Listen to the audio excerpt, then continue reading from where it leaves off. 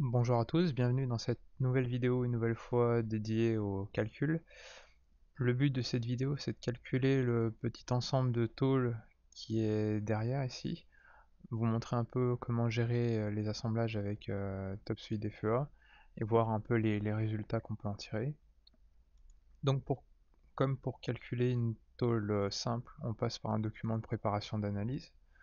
On va utiliser la nouvelle fonction disponible en 7.11 qui permet de générer les coques automatiquement.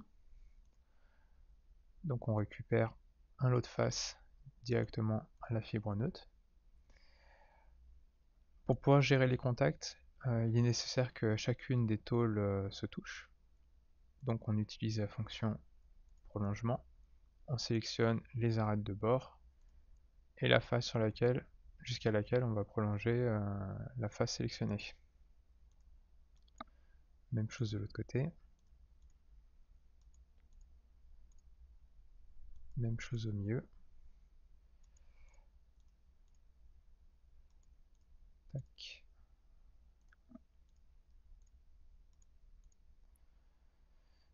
Alors c'est une étape qui est un peu répétitive, mais qui va permettre vraiment de vérifier aussi qu'il n'y a pas d'interaction entre les pièces. Les interactions peuvent être source d'échec au maillage, mais aussi directement au calcul. Alors une fois que vous avez prolongé toutes vos tôles, l'étape d'après c'est de réaliser une impression entre les différentes faces. Ça va permettre de dire à TopSolid, cette pièce est liée à celle-ci. Alors il y a plusieurs solutions. La première, on va utiliser une impression directe. On va dire j'imprime ça là-dessus, et tant qu'à faire, j'imprime ça aussi.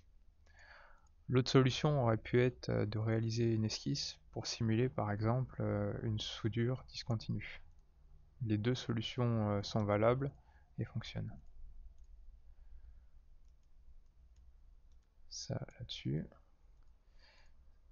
et ça là-dessus. Il reste la partie supérieure.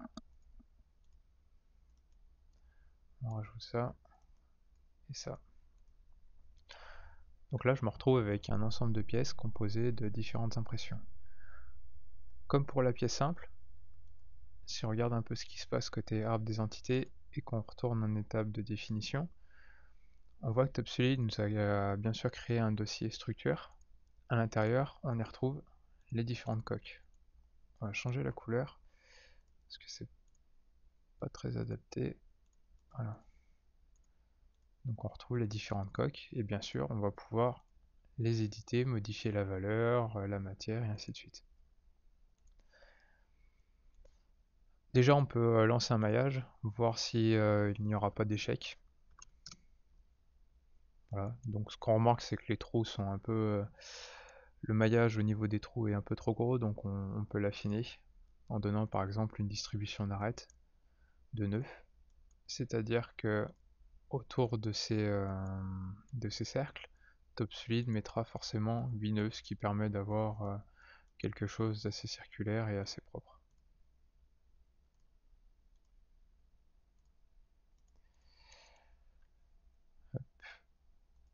On va rafraîchir le maillage.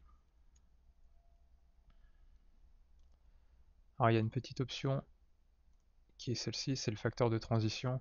C'est le facteur avec lequel TopSolid va passer d'une zone qui était affinée à une zone qui possède la taille cible. On va mettre un 5.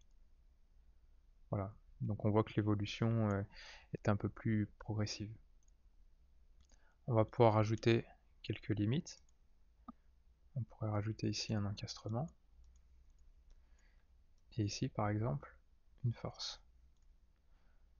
La direction, on pourrait mettre vers le bas et on pourrait mettre 400 décanewtons. Comme pour la pièce simple, on lance la résolution. Et TopSolid va nous sortir un lot de résultats. Le premier étant le déplacement maximum.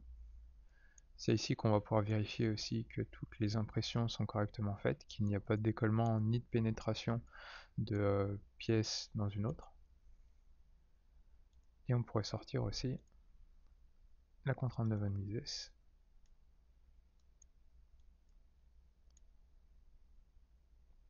Ici, on est probablement face à une concentration de contraintes. Je pense que si on affine le maillage, la contrainte va continuer à augmenter. Voilà, donc j'espère que cette vidéo vous a plu et n'hésitez pas si vous avez des questions. Au revoir.